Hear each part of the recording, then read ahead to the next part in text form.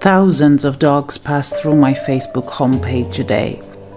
Rescued, not rescued yet, looking for a home, looking for a foster, abandoned, hurt, sick stories, a million stories a day. It gets so much that nothing makes sense anymore. Who to help, where to donate, which one to share, how many to share without spamming. And then one day, every once in a while, there's this one story, this one photo that makes you click. Literally click. And Molly was one of those stories. She needs a warm place to spend the winter, it said. She's old, she has arthritis, she has leishmaniasis, and she had this adorable all-white face. Her rescuers were pleading for a foster home. She just wouldn't survive the cold winter outside. And Anna and I fell in love, so she came to Athens. She couldn't even walk down the stairs when Anna started fostering her. That's how much her legs hurt. But after a week of living in a home, she started thriving. I swear there's more life in this dog than any puppy I've met, and for the last months, she has been blossoming. But what you can't see is that inside, Molly's own body is fighting her, doing everything possible to put her down. Leishmaniasis and arthritis that had us worried turned out to be nothing compared to everything else. 2 small tumors in her breasts, an ultrasound that showed something wrong with her uterus, and another possible tumor in her bladder had her go in for surgery right away.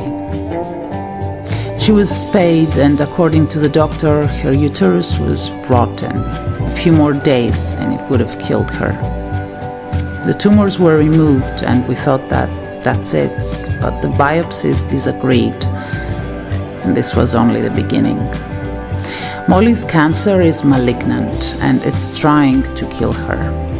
A month later, she had a full mastectomy on her right side, and chemotherapy is the only option to ensure that she spends her golden years with dignity.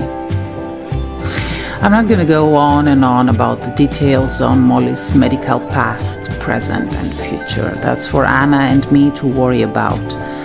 But you can read everything in the description below. I only want to talk about Molly and about why we are spending so much time and money for one elderly dog. And yes, the subject was brought up in conversations. Should we or should we not? But first of all, Molly is not just one elderly dog. Molly is an individual. She only has this one life, and this one life of hers we value and respect. The legacy of hunting dogs like her is one of injustice, misunderstanding, and betrayal.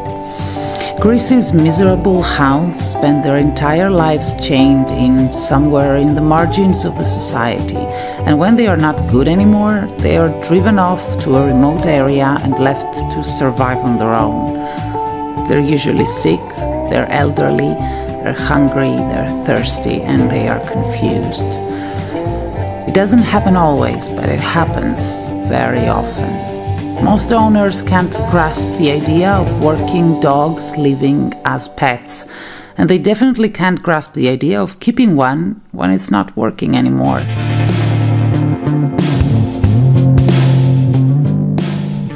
So Molly is also a symbol, like all dogs like her that we rescue from a life on the margin and we give them a life in the spotlight. The longer she lives and the happier she is, the more of her past she can erase, and the more we can make a point. We don't know how much time she has left. No one knows how much time any of us have left. That's not the point.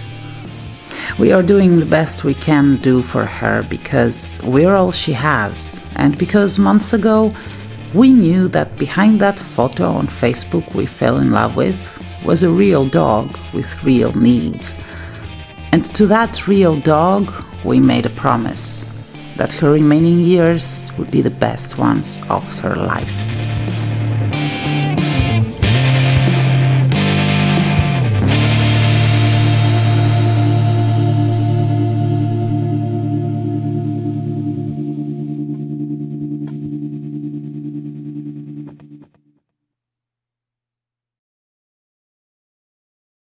Hello, I am Valia. If you like the videos, please subscribe, and if you can, join me on Patreon and help create more compassionate people.